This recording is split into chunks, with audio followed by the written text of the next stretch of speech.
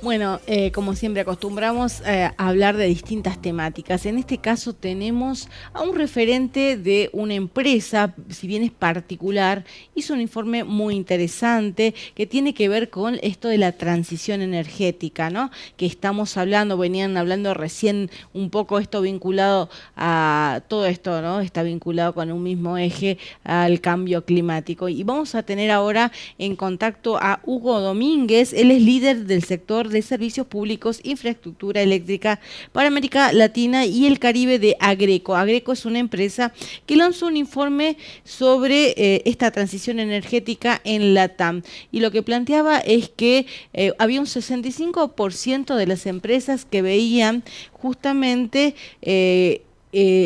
Como una positiva, en oportunidad. forma positiva esta relación entre las fuentes de energía sostenible y bueno, esta migración a estas fuentes de energía sostenible. Recordemos que Jujuy también tiene mucho trabajo en esto, ¿no? Con esto de las energías limpias, la energía solar. Hay muchas formas de hacer esta migración y bueno, las empresas ya están trabajando en esto porque además les capitaliza, ¿no? En esto de poder acceder también a beneficios, ¿no?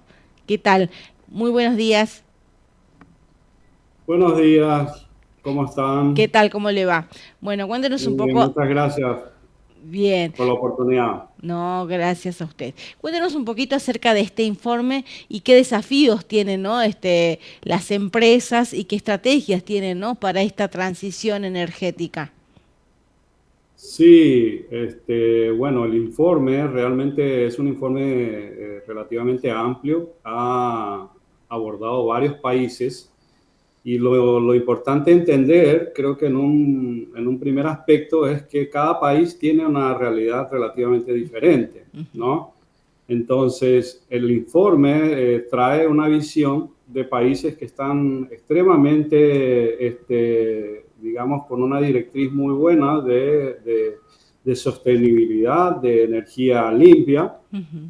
como es el caso de Costa Rica, en Centroamérica y otros países, pero también trae otros países que tienen su matriz energética basada en combustibles fósiles y que tienen un paso más, digamos, un poco más complicado, una estrategia un poco más larga para poder alcanzar los niveles aceptables de emisiones en 2030 y probablemente hasta 2050. ¿Sí?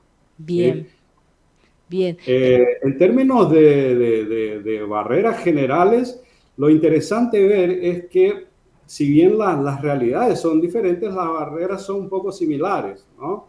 Entonces, la mayoría de los países ha respondido, ¿no? El sector eléctrico y el sector energético, las empresas han respondido de que tienen una barrera principal que es el costo de capital.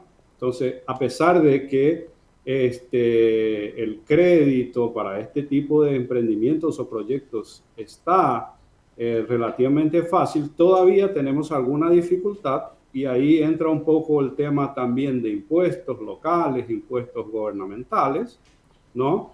Y la segunda barrera que vemos es un poco la falta de incentivos gubernamentales, ¿no? Entonces, no se trata solamente de incentivos, pero también de tener bien claro la película, digamos así, Ujú. que es el tema de, para hacer una inversión a largo plazo, claramente tenemos que tener una regulación, una normativa muy buena, que sea bien exigente, pero al mismo tiempo que nos dé una visión de que si contribuimos con esta transición energética, estamos seguros de que eso lo podemos llegar a largo plazo, que es el caso de este tipo de proyectos.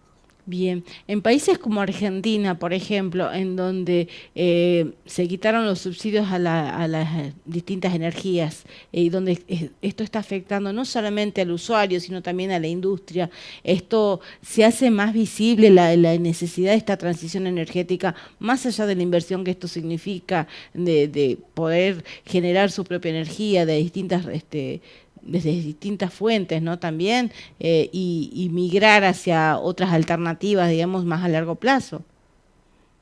Sí, exactamente. Es interesante mirar que en Argentina, si analizamos un poco, utilizando los datos de IRENA, que es la Agencia Internacional de Energía Renovable, vemos que la capacidad hasta el final del 2022, la capacidad instalada energética de generación de energía en Argentina era alrededor de 43 gigavatios. De estos 43 gigavatios, más de la mitad proviene de fuentes fósiles.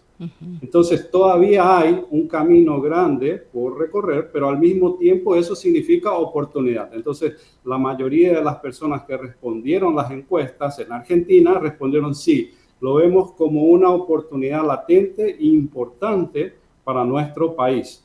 Entonces, si miramos las energías renovables, por otro lado, en Argentina tenemos que más o menos 10 gigavatios de los 40 y tantos son producidos por energías renovables, de los cuales alrededor del 69% vienen de energías de generación hídrica, 22% eólicos y solamente 7% solar. ¿Qué nos dice eso? Nos dice que hay todavía bastante por trabajar y, claro, eso significa oportunidad para el sector privado y público, ¿no? Claro, exactamente. Y hay necesidad de estrategias, digamos, incluso en las empresas agroproductivas que por ahí tienen manera, digamos, de generar con los mismos residuos también energía de otro tipo, pero que, bueno, falta un poco más de conciencia tal vez, ¿no? Porque tenemos mucha industria, agroindustria en el país. Sí, perfecto, perfecto. La bioenergía es algo que realmente tiene un potencial gigantesco también. Se ha explorado de alguna manera en pequeños proyectos. Recordemos que en Argentina existen las licitaciones de Renovar, ¿no? Que tuvieron bastante hasta presencia. Se han presentado en términos de bioenergía, se han presentado varios proyectos pequeños de bioenergía donde se han explorado, pero hay un potencial gigantesco, ¿no? O sea, realmente vemos que en ese caso, lo que sí, si bien en Argentina, comparado con otros países, sí hay mecanismos específicos como el que mencioné de Renovar, por otro lado, hay un tema, yo diría que económico, que dificulta un poco lo que sería la inversión a largo plazo. Todos estos proyectos son proyectos de 15, de 20, de 25 años. Entonces, claramente, la facilidad de poder hacer una inversión a largo plazo probablemente es una de las dificultades para ampliar, digamos, lo que sería la implementación de proyectos de este tipo. Así es. Y por otro lado, el tema de los bonos verdes es otra manera también de incentivarlos. Es cuestión de también, me imagino, acceder a este tipo de beneficios. Perfecto. Los bonos verdes o los créditos, famosos créditos de carbono, ¿no? Son en la realidad, pero eso no se trata solamente de Argentina. En realidad, Claro, todos los países latinoamericanos hoy no tienen un mercado regulado de crédito de carbono, ¿no? Por lo tanto, lo hacen de manera, no diría informal, pero sí, como no es regulado, el precio que reciben por esto es relativamente bajo cuando comparado, por ejemplo, con Europa, a donde el crédito de carbono tiene valores arriba de $80. Y en Latinoamérica, en los países que normalmente comercializan esto, estamos hablando de $2 a $3 por tonelada de crédito de carbono que se ha reducido, ¿no? Bien. Y a nivel Latinoamérica, ¿quiénes estarían mejor posicionados en este sentido, digamos, o con mejores políticas o posibilidades de financiamiento para esto? A ver, en realidad lo que pasa, yo diría que no es que uno está más avanzado que el otro, lo que pasa es, como dije, estamos en posiciones diferentes de comienzo, ¿no? Entonces, hay países, agarremos el caso de Brasil. Brasil tiene más de 60% de su matriz energética hidráulica, lo que significa que para ellos claramente avanzar en lo que sería la transición, si bien es un país gigantesco, resulta relativamente más fácil que alguien que tiene una matriz que está basada en combustibles fósiles, ¿no?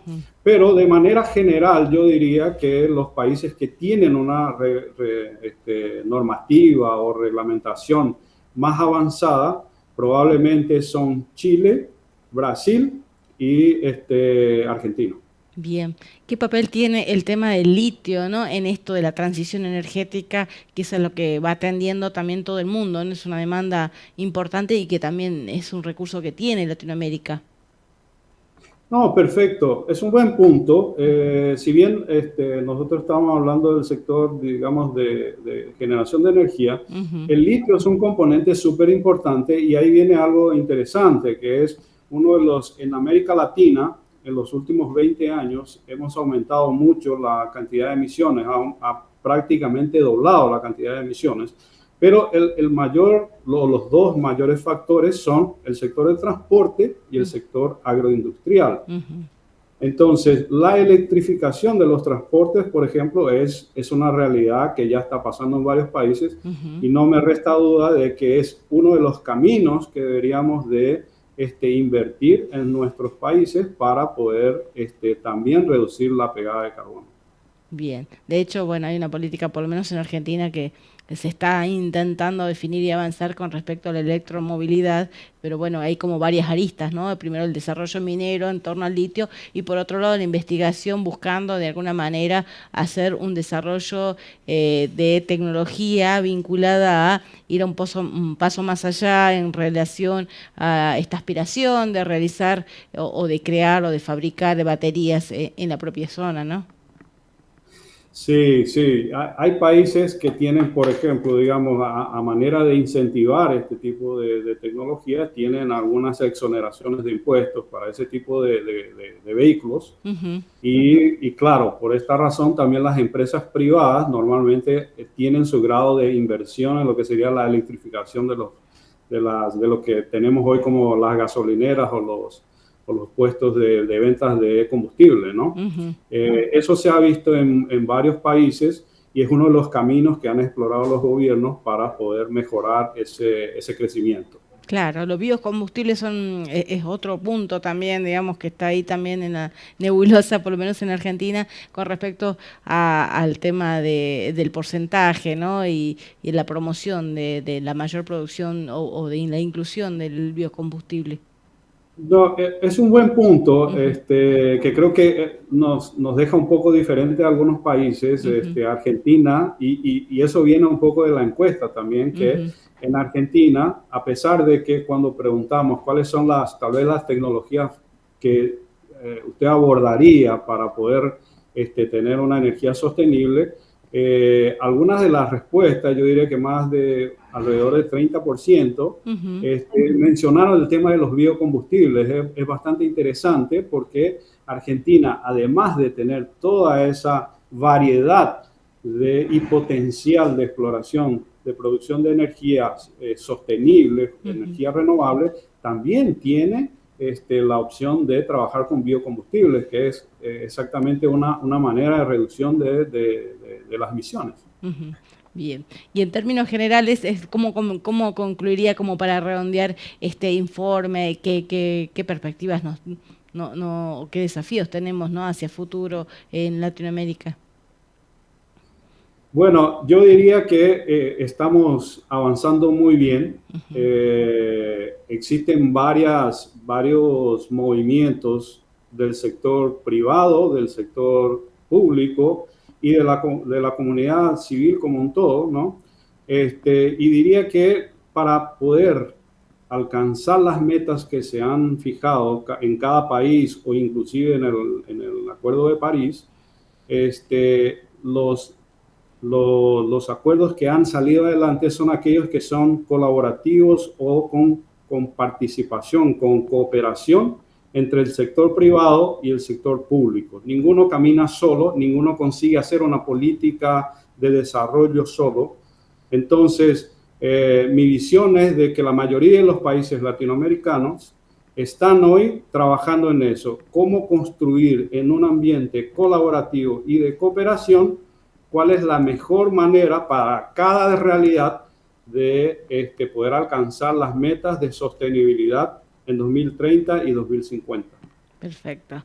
Bueno, le agradezco mucho la comunicación con el Tribuno de Jujuy, con el Tribuno Plus, para poder informar un poquito acerca de este tipo de informes que por ahí no es tan accesible, digamos, para el público en general, ¿no? No, yo les agradezco a ustedes. Muchas gracias. Gracias. Bueno, estuvimos ahí con el señor Hugo Domínguez, es líder del sector de servicios públicos e infraestructura eléctrica para América Latina y el Caribe de la empresa Greco, que bueno, han estado desarrollando un informe con sectores empresariales de toda Latinoamérica y dando a conocer estos resultados que bueno, que estamos exponiendo, ¿no? Acá.